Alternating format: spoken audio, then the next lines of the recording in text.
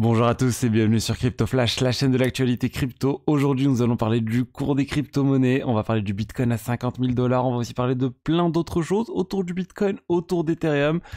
Et on va commencer avec le cours des cryptos aujourd'hui. Regardez, Bitcoin, là on est à 49 989 $, on a dépassé les 50 000 $ aujourd'hui. C'était quelque chose qui n'avait pas été atteint depuis la fin de l'année 2021. C'est assez énorme, regardez le Bitcoin, on se rapproche vraiment. C'est plus haut, on se rapproche des 69 000 $. Ça se rapproche doucement, mais moi ce qui me choque en fait, c'est que l'intérêt global de la population autour du Bitcoin, autour des cryptos, reste assez bas.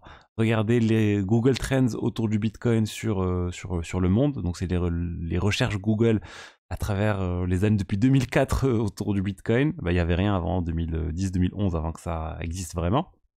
2017, on a eu le pic. 2021, 2022, on a eu des niveaux assez élevés aussi, avec les autres plus hauts historiques. Et là, 2024, ben, on est toujours à des niveaux, je trouve, vraiment bas.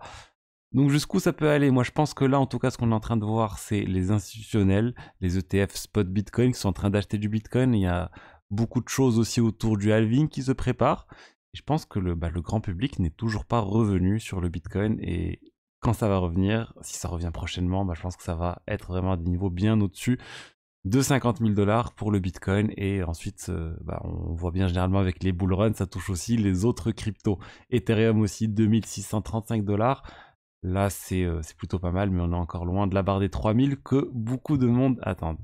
Je voulais aussi revenir sur le Bitcoin et sur un prochain narratif, quelque chose qui pourrait bientôt se passer, qui va bientôt se passer autour du Bitcoin, c'est le projet Rune. Alors, les Ordinals, on en a parlé. Casey Rodarmor, c'est le créateur de Ordinals. Ordinals a été pensé pour les NFT à la base sur le Bitcoin, mais depuis, l'utilisation principale qui en est faite, c'est les tokens BRC20. Donc, c'est une sorte de jetons, il y a beaucoup de memecoins en fait sur le projet Ordinals, et Casey pense qu'il a trouvé un moyen beaucoup plus optimal de gérer et de créer des tokens sur le Bitcoin en s'inspirant de la technologie Ordinals avec un nouveau format qui développe depuis un certain temps maintenant, les runes. Ça arrive bientôt, ça va arriver lors du halving. A priori, le premier bloc du halving, les runes seront lancées. Les 9 premiers memecoins vont être hard-codés, donc vous pouvez maintenant faire des suggestions d'ailleurs pour ces memecoins, enfin pour ces coins plutôt, je vais pas parler de memecoins pour l'instant, mais pour ces coins, vous pouvez déjà proposer des noms, les tickers, etc.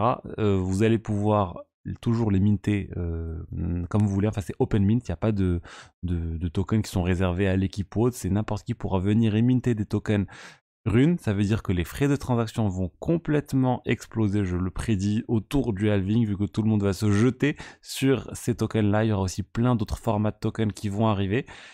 Et voilà, donc je pense que on est comme au début des tokens BRC20 avec le token Ordi. Là, je pense qu'on va voir quelque chose de similaire avec les runes prochainement. Donc, pour en profiter au début, il faut aller sur le réseau Bitcoin, faire les mints, etc. Ça coûte cher en frais de gaz. Et après, il y aura des exchanges où on va pouvoir acheter tout ça. On va parler maintenant d'un autre format, le format ERC404. J'en ai pas mal parlé, ce format qui mélange les tokens ERC20 et les tokens NFT sur le réseau Ethereum. Pandora, le premier projet qui a utilisé ce format-là. Pandora, ça va, il se porte toujours bien, on est à 12,9% de hausse, mais regardez, le reste du marché de ces projets ERC404 est en forte baisse, moins 29%, moins 17%, moins 48%, moins 40%. Alors, est-ce qu'il y a eu une news sur le sujet autour des tokens ERC44? Oui, il y a eu quelque chose avec en fait le lancement de DN404. C'est quoi DN404? C'est une version plus optimisée des tokens ERC404. Ils ont enlevé le nom ERC404 aussi parce que ils n'ont pas le droit en fait, enfin c'est pas qu'ils n'ont pas le droit, c'est que c'est pas vraiment un ERC. Le ERC c'est quelque chose de très spécifique sur Ethereum, il faut que ça soit discuté sur les forums, il faut que ça soit adopté, il faut que ça soit réservé. Là ça n'a pas du tout été fait pour ERC404, donc c'est difficile d'appeler ça un token. Là ils sont en train de créer une sorte de concurrent, ces développeurs qui sont très connus aussi dans l'écosystème Ethereum, où surtout ils ont optimisé les frais de gaz en fait associés à tout ça. Parce que le format ERC404 il est très consommateur en frais de gaz. D'ailleurs, c'est ce qui pourrait expliquer que les frais de gaz ont fortement augmenté sur le réseau Ethereum dernièrement. Je vous en parle tout à l'heure. Mais là, je voulais juste faire un zoom sur ce DN404 qui pourrait potentiellement porter préjudice au narratif ERC404. Il va y avoir sûrement plusieurs coins qui vont utiliser le format DN404 vu que ça consomme moins, vu que c'est quand même... Ça a l'air d'être mieux fait que le format ERC404 qui a été fait, on a l'impression, un peu vite. Et d'ailleurs, ils l'ont créé assez vite après avoir été rug, après que les développeurs qui ont lancé le projet ERC404 aient eu une mauvaise expérience avec un projet qui avait quasiment la même idée. Et ils se sont dit, bah, nous, on va mieux le faire qu'eux.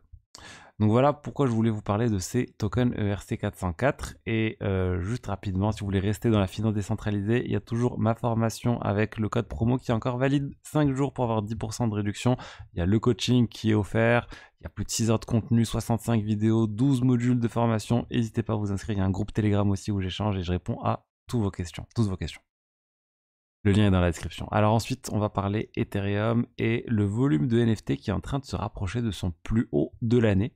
Et la crypto, enfin plutôt le NFT, le projet NFT qui se porte vraiment bien en ce moment, c'est les Pudgy Penguins qui pourraient venir bientôt dépasser les Bored Ape Yacht Club. En termes de market cap, c'est assez hallucinant. On pensait les Bored Ape Yacht Club intouchables. Maintenant, on a les CryptoPunks qui restent à la première place, les Bored Ape Yacht Club à la deuxième place, mais qui devraient potentiellement bientôt être dépassés par Pudgy Penguins. Les détenteurs de Pudgy Penguins ont eu un airdrop assez conséquent dernièrement. Il y a des rumeurs autour de prochains airdrops qui pourront arriver autour de ces NFT. Donc voilà, c'était pour vous parler de tout ça et de dire qu'il y a peut-être quelque chose qui est en train de se passer avec les NFT. Il y a le format RC404 qui est pas mal parce que c'est aussi en train de redonner un intérêt aux NFT, d'apporter beaucoup plus de liquidité aux NFT. Donc affaire à suivre. Ensuite, je vous ai dit qu'il allait... Je vous ai pas... Non, on va parler d'autre chose, tenez, regardez. On va parler de Joe Biden. Pourquoi de Joe Biden? Parce qu'il a fait un tweet aujourd'hui. Il a fait un tweet, regardez, je vais retrouver l'image sur le compte officiel de Joe Biden. On retrouve Joe Biden avec les laser eyes, les yeux des fans de Bitcoin, les maximalistes du Bitcoin. Beaucoup de personnes qui sont à fond sur le Bitcoin ont mis ces dernières années des images d'eux avec ces laser eyes qui représentent en fait le fait qu'ils soient vraiment des fervents supporters du Bitcoin. Et Joe Biden a posté une image très similaire. Et les gens sont commencés à se dire, mais qu'est-ce que ça veut dire? Est-ce que le compte de Joe Biden a été piraté? Et les heures passées, et Joe Biden laissait cette image. Et en fait, beaucoup de gens se sont dit, bah voilà, il est en train de soutenir le Bitcoin. Alors qu'en fait, c'est pas du tout le cas. Quand on cherche un peu à comprendre, on voit qu'il y a une petite légende ici. Quand vous cliquez sur Twitter, vous avez une image, il y a le alt des fois qui est fourni, ce qui est une sorte de description de l'image. On voit qu'il y a écrit Dark Brandon. C'est quoi Dark Brandon? Eh ben, c'est quelque chose qui n'a absolument rien à voir avec le Bitcoin. On peut voir sur Know Your Meme la référence pour les mèmes sur Internet, qui a toute une page sur Dark Brandon. Et c'est quelque chose qui existe depuis très longtemps aussi. Il y a une sorte de complot, on va dire, où c'est aussi pour se moquer de Joe Biden et du fait qu'il est, on va dire, assez...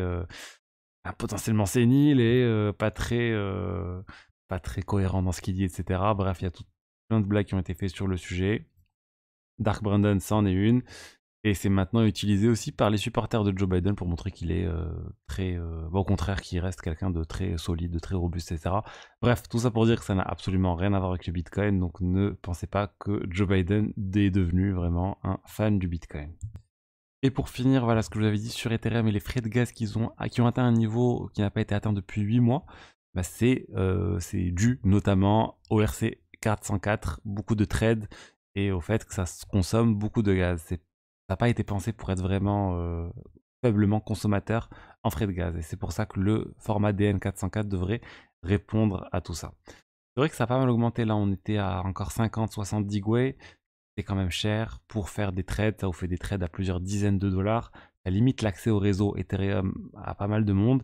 Mais bon, après, il reste les solutions de niveau 2 où les frais restent faibles. Même si pour passer à une solution de niveau 2 depuis une solution de niveau 1, depuis Ethereum, concrètement, ça coûte de l'argent. Donc vous pouvez passer par les exchanges centralisés pour avoir des frais plus faibles. Voilà ce que j'avais à vous dire aujourd'hui sur les diverses actualités crypto du jour. J'espère que le contenu vous a plu. Si c'est le cas, n'hésitez pas à liker, à commenter, à vous abonner. Et je vous dis à demain pour la suite. Au revoir.